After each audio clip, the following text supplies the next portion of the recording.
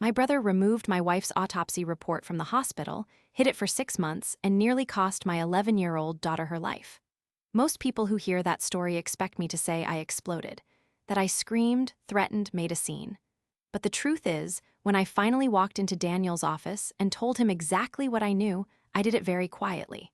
That's what scared him more than anything. Some people who know our family still think I overreacted. After everything you are about to hear, I genuinely want to know if you agree. Let me back up to the moment that changed everything. It was a Tuesday in late October, 2023, and I was sitting in the office of Dr. Felix Morin, a pediatric specialist at Riverside Children's Hospital, listening to him describe my daughter Lily's symptoms for what felt like the 100th time. Fevers that spiked without pattern, a rash along her collarbone that came and went. Fatigue so deep that on some mornings she would sit at the breakfast table and simply stare at the wall. Lily was 11 years old. She had been one of those kids who wanted to climb everything, run everywhere, argue about bedtime with the energy of someone twice her age. Watching that version of her disappear over the course of 5 months had been the most frightening experience of my life, and I had already lived through the most frightening experience of my life 2 years earlier when I buried my wife. My wife's name was Renata Scott. She died on February 9th, 2022, after what the hospital initially described as cardiac complications. She was 37 years old. Lily was 9 at the time. The grief of that year is not something I am going to walk you through in detail because this story is not really about grief. It is about what my brother Daniel did in the aftermath of her death and what I did about it. But you need to understand who Renata was and what Daniel thought of her before any of the rest of this makes sense. Renata grew up in Lagos before her family moved to London and then to the United States when she was 14. She spoke 4 languages, held a graduate degree in biomedical research, and had more warmth in one conversation than most people manage in a year. She and I met in graduate school. We were together for 9 years before she died. She was the kind of person who remembered the names of strangers she had met once at a conference 3 years prior, who sent cards for occasions other people forgot, who had a laugh that made everyone in a room turn around. I am not describing her this way to make her a saint. I am describing her this way because it matters that Daniel never liked her, and because his dislike of her is the reason Lily spent 5 months getting sicker, while the answer to why was locked in his desk drawer. Daniel is my older brother by 4 years. He works in hospital administration, specifically in records management at Clearwater Regional Medical Center, which is the same hospital where Renata died. I want you to sit with that for a moment. My brother worked in records management at the hospital where my wife died. That is not a coincidence that I am introducing for dramatic effect. That is a fact that has specific, direct, documented consequences that I will get to shortly. Our family is not large. Our parents, Frank and Miriam Scott, live about 40 minutes from me in a suburb outside of Portland. Daniel lives 10 minutes from them. I have always been the one who drifted further geographically, not because of any dramatic falling out, but because Renata's research position was here, and I followed her, and then I built a life here that I had no reason to leave. Our family is the kind that functions best at a comfortable distance. At holidays, we are warm. In daily life, we mostly do not intrude. That was the equilibrium for most of my adult life. Daniel and Renata were polite to each other. That is the most honest word I can use. Polite. She would bring something when we came to dinner. He would say thank you. They would have perfectly pleasant exchanges about topics neither of them cared about. But underneath that, Daniel had made up his mind about Renata before he ever really knew her.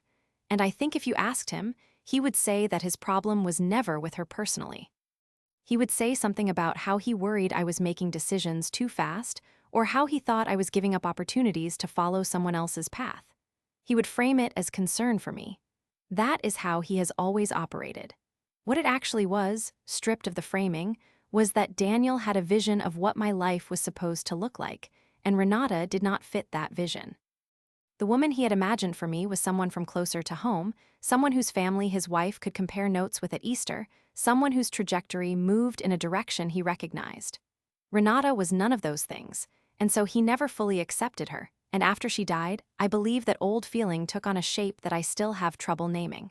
Not relief. I do not think Daniel is capable of something that cold, but an absence of the grief that should have been there. A lightening. And then, because he is who he is, an opportunity. I did not know about the autopsy report for 6 months. I want to be precise about that timeline because the precision matters. Renata died in February of 2022. The standard autopsy was ordered, which is routine in sudden cardiac events for someone her age. What I did not know, because I was in the kind of grief that makes you incapable of tracking administrative details, was that the results had been flagged as medically significant. Not just significant for understanding how she died, but significant for her living biological relatives.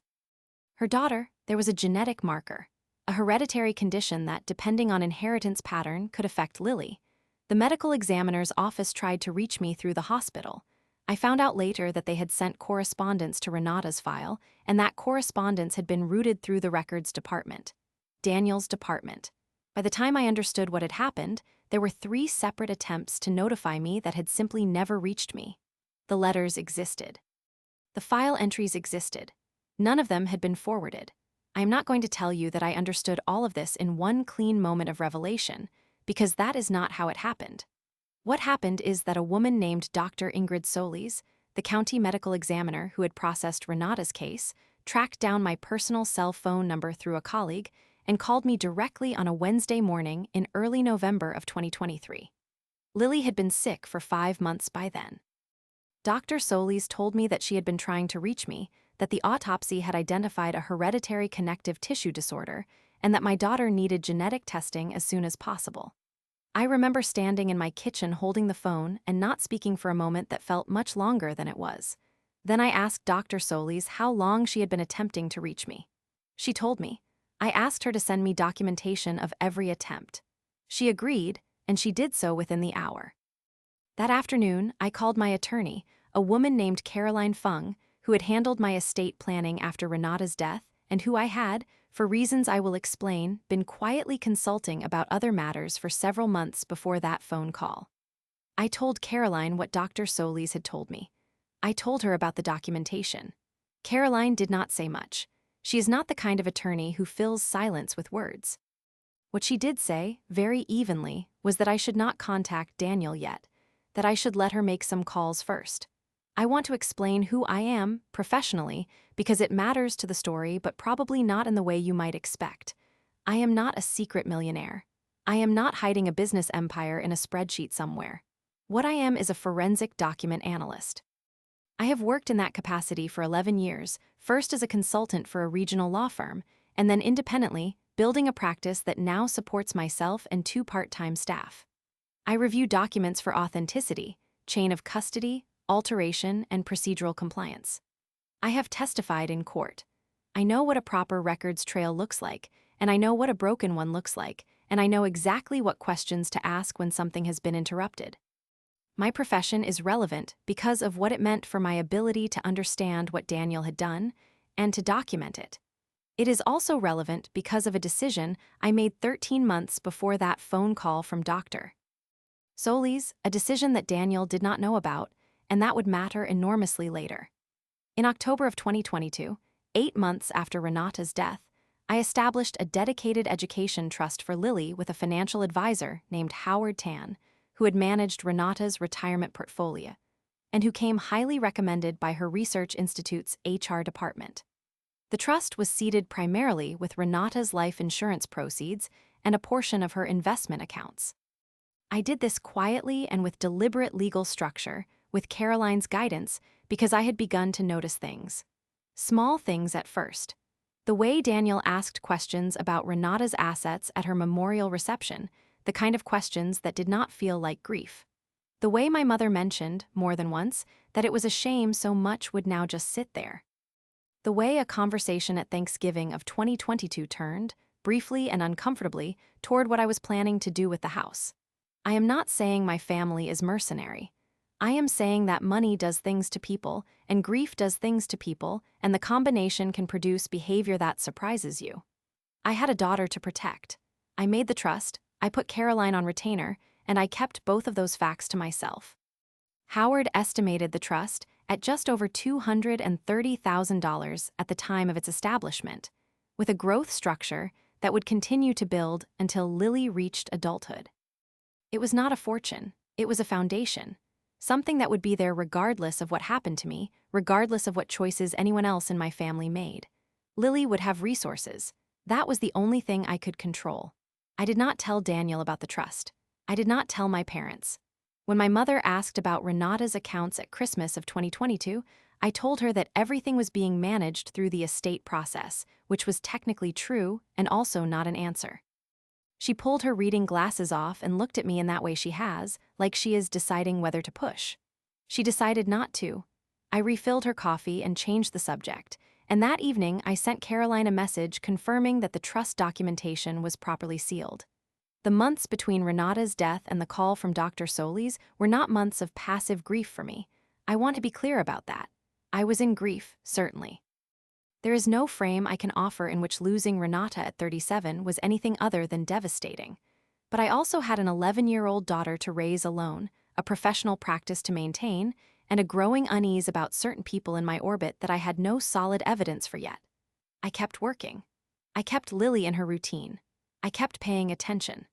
Lily's symptoms started in June of 2023, about 16 months after her mother's death. The first fever lasted 4 days, and her pediatrician treated it as a virus. The second one, 3 weeks later, came with the rash, and that was when the referrals began. By August, we were seeing Dr. Morin at Riverside Children's. By September, he had ruled out the most common explanations and was running panels I had to ask him to spell out for me. By October, Lily had missed 3 weeks of school, and her 5th grade teacher, a kind woman named Ms. Bautista, had called me twice to check in. Lily was not panicking. She was the kind of quiet that made it worse to watch. She would sit at the window in the evenings and not ask me why she felt the way she felt, and that restraint from an 11-year-old was one of the hardest things I have ever witnessed. I told her we were going to figure it out. I said it every time she looked at me that way. I meant it every time I said it. I just did not know yet that the answer was already documented, already processed, already filed, and sitting 40 minutes away in a desk I had no idea to look in. In the weeks between Dr. Solis's call and the confrontation with Daniel, I was running 2 tracks simultaneously. Track 1 was medical. I took Lily to a geneticist the following week, a thorough and methodical woman named Dr. Amara Osai, who reviewed the autopsy findings Dr. Solis had sent, ordered her own panel, and within 10 days had a working diagnosis. The condition was Renata's. Lily had inherited 1 copy of the relevant gene variant. The severity was manageable with the right protocol, Dr. Osai said, but the 5 months of delay in identifying it had allowed secondary symptoms to develop that would take time and consistent specialist care to address. She said this matter-of-factly, as physicians do. I nodded and wrote down everything she told me. I did not cry until I was in the parking garage. Track 2 was legal. Caroline, in the days following my call to her, had done what Caroline does. She contacted the hospital's compliance office. She reviewed the documentation Dr. Solis had provided, and she brought in a colleague, an attorney named Victor Lara, who specialized in healthcare compliance and institutional liability. Victor was precise and unhurried in the way that very competent people often are. When we sat down together the first time, he said to me, with no particular drama, that what I was describing was not a paperwork error. That the pattern of the non-forwarded notices, taken together with Daniel's position and access level, created a documented chain that had a name. He did not use the word negligence loosely. He used it specifically. Caroline and Victor together began building the formal record. They requested Daniel's access logs from the hospital's own compliance system. They documented every timestamp. They mapped the route each notification would have traveled and confirmed at which point in that route each one stopped moving. The picture that emerged was not ambiguous. It was not a series of accidents. It was a series of decisions, each one individually defensible if you looked at it in isolation, and each one part of a pattern that did not look like anything other than what it was when you laid them side by side. During this period, I saw Daniel twice. Once at a Sunday dinner at my parents' house, and once when he stopped by on a Saturday to drop off some things of our father's that had been stored in his garage. Both times I was normal. I asked how work was going. He said fine.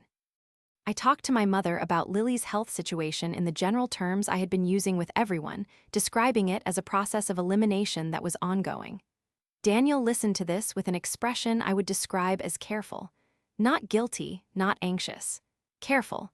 The kind of careful that a person wears when they are monitoring a situation and want to look like they are not. I noticed. I stored it. The Sunday dinner was the harder one. My mother had made the lamb dish she makes when she wants the gathering to feel important, and my father had opened wine, and for most of the meal it felt like any other family dinner. Then my mother asked whether there had been any answers yet about Lily's health. I said we were still working with specialists. Daniel cut his lamb and said, without looking up, that he hoped they were being thorough, that it could take time to rule things out. His wife, a quiet woman named Sandra who has always been more spectator than participant in our family's dynamics, looked at her plate. I looked at Daniel. He looked at his lamb. I said that yes, thorough was important. If he understood what I was telling him in that moment, he gave nothing away. He moved the conversation to something about a renovation project at their house, and the moment passed, and we finished dinner, and I drove home and called Caroline from the car and told her I needed a timeline. She said she would have won by Wednesday. She was right. 3 weeks before the confrontation, Victor told me something I had been waiting to hear. He told me that the hospital's compliance office, reviewing the same documentation we had gathered, had opened its own internal inquiry. That Daniel was aware of the inquiry, and that if I wanted to move before the institution acted on its own timeline, we had a narrow window. Victor did not tell me what to do.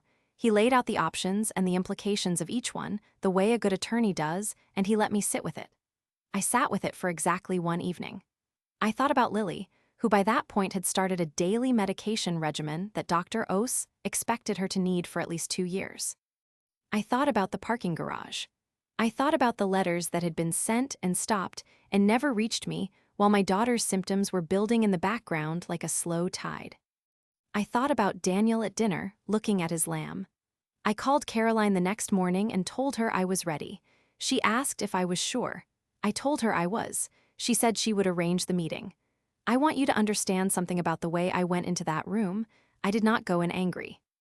I had been angry for weeks, in the private way that people who are methodical about their emotions are angry, in the evenings after Lily was asleep, in the car, in the few minutes between finishing work and starting dinner.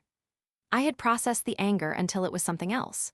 What I walked into Daniel's office carrying was not rage. It was documentation. It was the access logs and the timestamp analysis and the compliance inquiry reference number and the letter from Dr. Solis describing every attempt to reach me. And it was the knowledge, clear and complete, that I had everything I needed and he had nothing. His assistant had let me in. He was at his desk when I came through the door. He started to smile the way he does when I show up unexpectedly, that slightly indulgent older brother smile that has always driven me a little crazy. Then he saw my face. The smile did not fall dramatically. It sort of withdrew, like he was pulling it back in for safekeeping. I sat down across from him without being invited to. I set the folder on his desk and I said, very quietly, that we needed to talk about the hospital's records from February of 2022. He looked at the folder. He looked at me, he opened his mouth and I saw him calculate something behind his eyes. I said, before he could speak, that the hospital had records of when he had accessed the file, when each notification had been opened and not forwarded, the exact timestamps, and that his compliance office had been reviewing those records for the past 11 days. That is when he turned completely white. He looked at his hands. He looked at the folder. He looked at me again, and this time the calculation behind his eyes was a different one entirely. Not what to say. How to survive what I already knew. I had not come to give him a chance to explain. I had come to tell him, precisely and without drama, what was going to happen next. But before I got to that part, I needed him to understand that there was no version of this conversation in which he could minimize what he had done. That I had a geneticist's report and a medical examiner's documentation and a compliance inquiry and an attorney named Victor Lara who had spent 3 weeks building a case file, and that the only question remaining was not what Daniel had done, but what the consequences of it were going to be. He said my name. Just my name. The way a person says it when they are searching for an opening and cannot find one. I told him to listen. He sat very still. Not frozen the way people do when they are surprised, but still in a specific way, like someone who has just heard a sound they recognize and is calculating where it came from. His right hand was flat on the desk. He looked at the folder. He looked at it the way you look at something you were hoping would not exist. I let the silence hold for a moment. Then I opened the folder. The first document I placed in front of him was the access log, his employee ID. The timestamp showing he had opened the file containing the medical examiner's notification on March 3, 2022, 12 days after it had been sent, at 2:17 in the afternoon. The timestamp showing that no forwarding action had been taken. The timestamp showing the file had been closed 3 minutes later. Daniel looked at the paper. Something moved through his face that I could not fully read, but it started at his forehead and worked its way down, and by the time it reached his jaw, the careful expression was gone. Nora! His voice came out measured, but the measure was effortful. There's a context to this that you're not seeing. I placed the second document next to the first. The second notification 6 weeks after the first. Same employee ID, same pattern. Opened, not forwarded, closed. The context I'm seeing, I said, is documented. He pushed back from his desk by about 2 inches, not standing, just creating distance. Records routing goes through a queue. I may have flagged it for follow-up, and the follow-up didn't happen.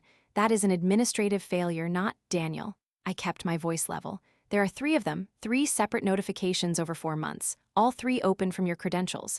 None of them forwarded. The compliance office has the same logs I'm looking at. The hand on the desk curled slightly, then flattened again.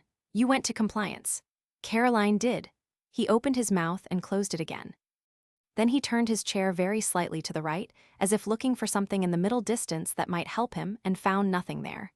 He turned back. I want you to understand that I never intended for Lily to. I know what you intended. My voice was still quiet. You thought Renata's medical history was not your concern. You thought the notifications were noise. You thought that if the information didn't reach me, certain things would stay simpler. I don't know exactly what version of this you've been telling yourself for the past 1.5 years, but I don't need to. What I need you to understand is that Lily has been sick since June. That Dr. Ose has her on a protocol now that she would have been on 8 months earlier if the first notification had been forwarded when it arrived. That there are secondary symptoms that developed during the delay that are going to take time to address. I paused. That is not administrative noise. That is my daughter. He looked away. For the first time in the conversation, he looked away. Not at the floor, at the window. And I saw it then, the thing I had wondered about during all those weeks of preparation. Not calculation, not defiance, something smaller and harder to name. Something that looked, if I was being honest with myself, like a person who had made a decision and then discovered what the real weight of it was. I did not soften because of it, but I noted it. What does Caroline want? His voice was different now. Quieter, the effortful measurement was gone, and what was left was just tired. Victor is handling the formal side. I said Victor's name deliberately, letting him understand there was more than one attorney involved. What I want, separately from what they're pursuing, is for you to understand exactly what happened, not in a meeting with lawyers, here, between us. He looked back at me. His eyes were steady, but the steadiness had cost him something. I said, you had access that I didn't have. You saw information about your sister-in-law's autopsy, and you decided what to do with it. And the decision you made meant that my daughter was sick for 5 months without a diagnosis that was already sitting in a file you had opened. He didn't say anything for a long time. The office hummed quietly around us. Somewhere down the hall someone laughed at something, and the sound was so wrong for the room that it felt like it belonged to a different building entirely. I didn't think. He stopped. Started again. The notification came through during a period when I was trying to. He stopped again. I waited. I didn't know what the condition was, he said finally. I didn't know it would affect Lily. You didn't know because you didn't forward the information to the people who would have known. His hand went to his face. He pressed 2 fingers against his forehead the way he has since we were children, the tell he never grew out of. I want to talk to Sandra before anything else moves forward.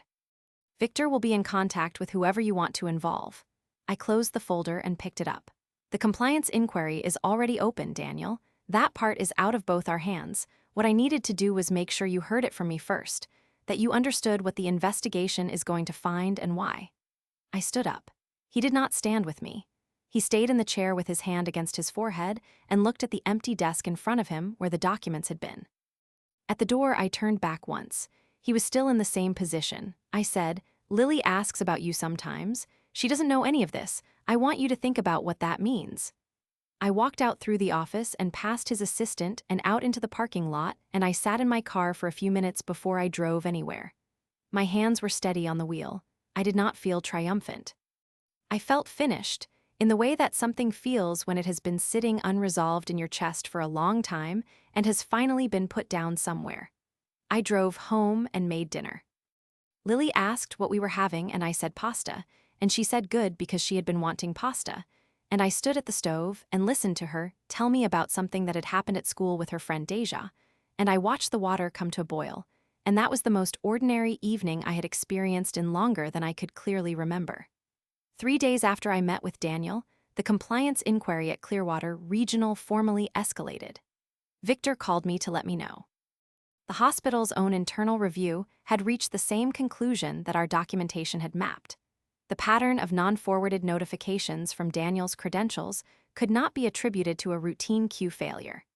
The escalation meant the inquiry had moved from the administrative level to the institutional accountability level, which in practical terms meant that Daniel's employment status was now under formal review. Victor was careful with his language, as he always was. He told me what had been confirmed and what was still being assessed. He told me that the hospital's legal team had made preliminary contact and that he expected a formal conversation within the week.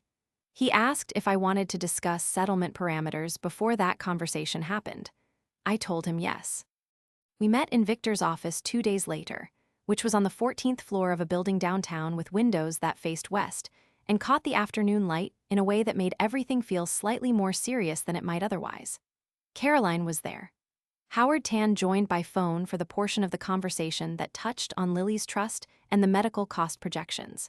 Dr. Ose had provided a written summary of the expected treatment timeline and associated costs. Victor had organized everything into a framework that was logical and, he said, conservative. The hospital's exposure was not small. The documented delay in notifying a family member of hereditary medical findings, combined with the documented aggravating factor of the non-forwarding being tied to a specific employee's access record, created a liability picture that the hospital's own legal team understood clearly. Victor did not need to argue the case to them. He needed to present it and let the numbers speak. The settlement discussion took 11 days. There were 2 formal meetings and a significant amount of correspondence that Caroline and Victor handled. I was not present for most of the mechanics of it. What I understood at each stage was what was on the table and what was not, and what I was and was not willing to accept. The final figure was $415,000, directed entirely into a protected medical and education trust for Lily, managed by Howard and structured with the same legal protections as the original trust I had established in 2022. It was not punitive.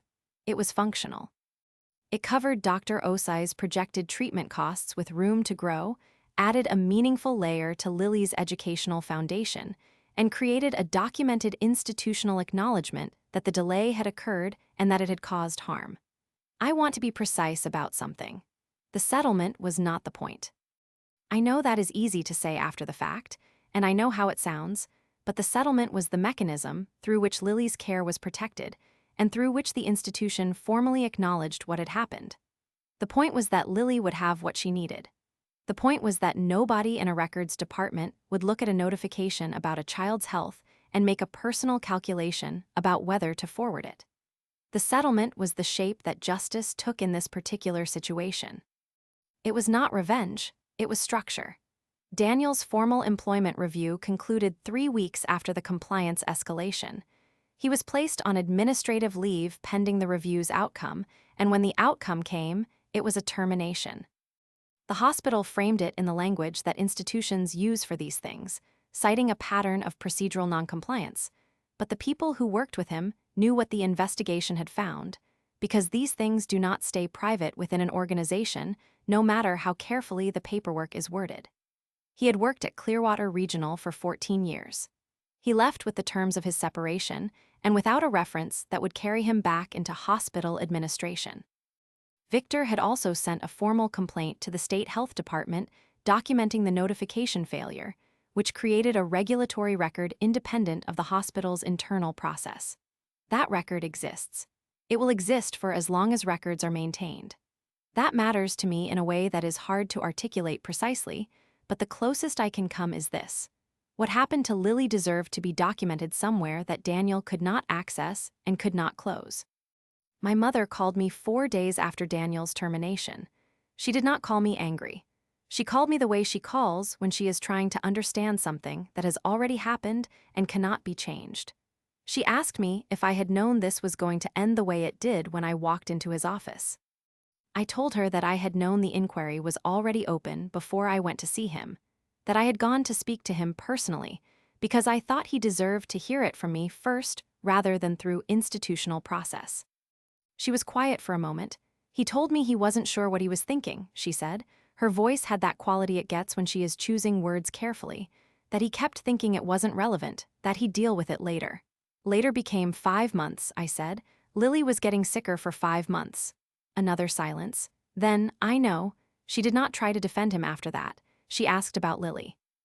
I told her Lily was doing better, that Dr. Osai was pleased with how she was responding to the protocol, that she had gone back to school full-time in January and had rejoined the art club she had dropped when the fatigue was at its worst. My mother exhaled the way she does when she has been holding something in without realizing it. She asked if she could come visit. I said yes. She came the following weekend, and she and Lily made a mess of my kitchen baking something that required 3 different bowls, and my mother sat at my kitchen table afterward with her coffee and looked at me across the counter and said, "I'm sorry I didn't ask more questions earlier. About a lot of things." I nodded. I did not have a tidy response to that, and she did not seem to need one. She just sat there with her coffee and watched Lily show her the drawing she was working on for the art club showcase, a detailed imaginary landscape with a mountain in the background and a house that had a very large window, and my mother said it was beautiful, and Lily said she was still working on the window because windows were harder than they looked. Sandra, Daniel's wife, called me once during the settlement process. She did not apologize on his behalf. She asked me if there was anything she could do for Lily. I told her that was a kind thing to ask. We did not talk about Daniel. We did not talk about any of it. She asked how Lily was responding to treatment, and I told her, and she listened, and at the end of the call she said she hoped things got easier, and I said I thought they would. It was not a reconciliation. It was 2 people acknowledging each other across a difficult distance, and that was what it could be at that point, and I accepted it for what it was.